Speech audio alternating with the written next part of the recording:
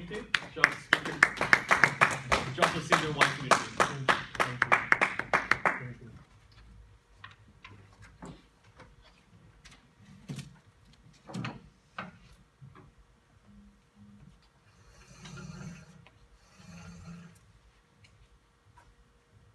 So a little disclaimer on the topic I'm presenting. It's an extensive topic, and what I'm saying to you is like a tip of the iceberg. The quality of my life depends on the quality of my communication. The quality of my life depends on the quality of my communication. Mr. Chair, Mr. Toastmaster, welcome guests Sasha and Karen. There's a big problem in society that it's been ever since the prevalence of social media and technology. It's been getting even worse lately. That we tend to we're losing the originality of what the term communication means.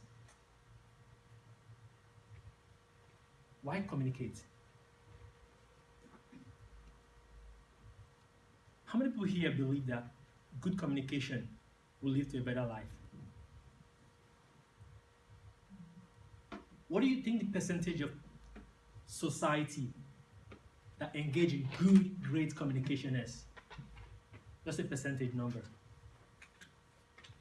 20%. 25? 10. 10? It's less. Less than 2%. It's appalling. Less than 2%, according to the Harvard Review research that it did.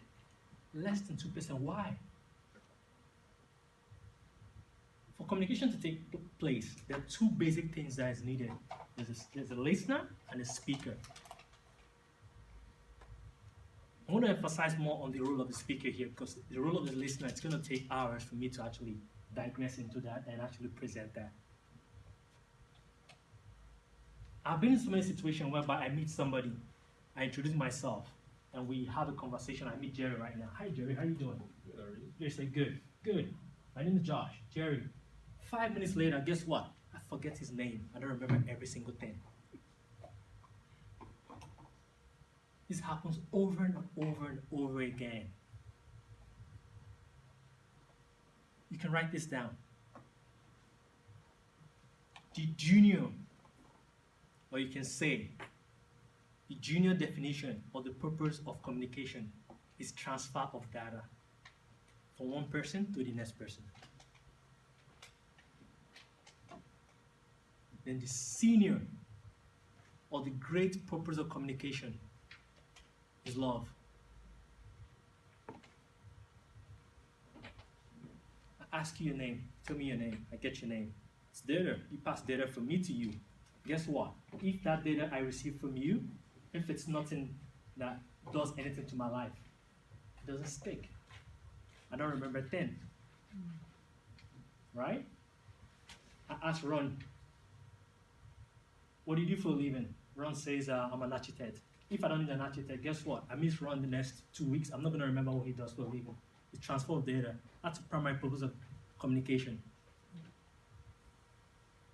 But the secondary purpose of communication, love.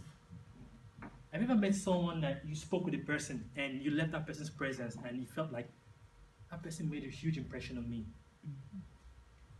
Why? Why do some people have that thing about them that when you meet them, you feel like, wow, this person is a great person. This person is a great conversationalist. Because when they speak,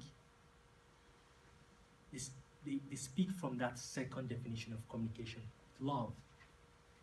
So how do we speak, how do we connect to this greater purpose of communication? There are 4 techniques, but I'm going to only share 2. The first one is what I call the use of R-factor questions. R-factor questions are questions you use to establish a relationship with a person. The use of this question, it's amazing. What it can do, it's only left to your imagination. In sales, you can use this question to tell if somebody's going to buy from you or not. I meet Jennifer. Hi, Jennifer. Hi. Hi, my name is Josh. How are you doing? Good. How are you? I'm doing amazing. So, Jennifer, if we were to meet right here, right at this place right now, in 3 years from now, what will happen in your life, both personally and professionally, for you to be really, really happy with the results? Watch that response. It gets her to think. It's not superficial.